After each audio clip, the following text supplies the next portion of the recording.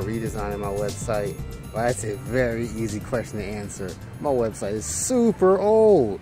How old is my website? Well, my website is a dinosaur by web standards, so that basically means my website is 5 years old. Well, literally, my website is 5 years old. So a 5-year-old website is like a 30 to 40-year-old car.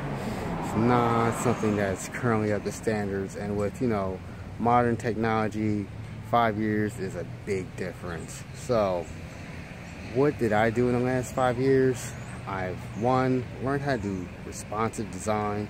Responsive design is extremely important to modern web development, and any website lacking in responsive design, well, you're just going to be totally behind the times, and you're definitely going to just miss the ball. Number 2, UI UX. That has been a huge skill that I have learned and have improved upon since I finally just understood it, appreciated it, and seen it in action. My background currently is design. I have a bachelor's degree in graphic design, so with UI UX, I use that to the fullest, and I thoroughly understand it now. Like, I have a huge appreciation for UI UX. Like, it's ridiculous. Like, I thought I knew how to design websites because I thought I knew how to design. Well, as a graphic designer, I actually legitimately had the skills, but as a web developer, my skills were complete and utter garbage as far as usability is concerned. So after like repetition after repetition after repetition after repetition after repetition, I finally got it. I finally understood.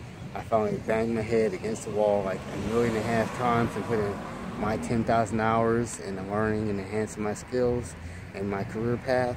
And you know, I understand how to make a website that's usable, that's enjoyable to use, that people can search and find what they're looking for, where they want it, when they want it. So at this current point in time, I plan on developing a website as best as I can. And instead of just slapping a website together, similar to what I did at the time in 2012, because I desperately wanted to leave my old job, because back then they were not doing what they need to do as far as payment is concerned. So in the year 2017, Adrian Davis is redesigning adriandavis.net, and hey, I'm happy that you're following me along for this journey. I'm going to document this step by step by step, from all my concepts, ideation, the process. What I figure is what's best for a design for a website, such as my personal branding.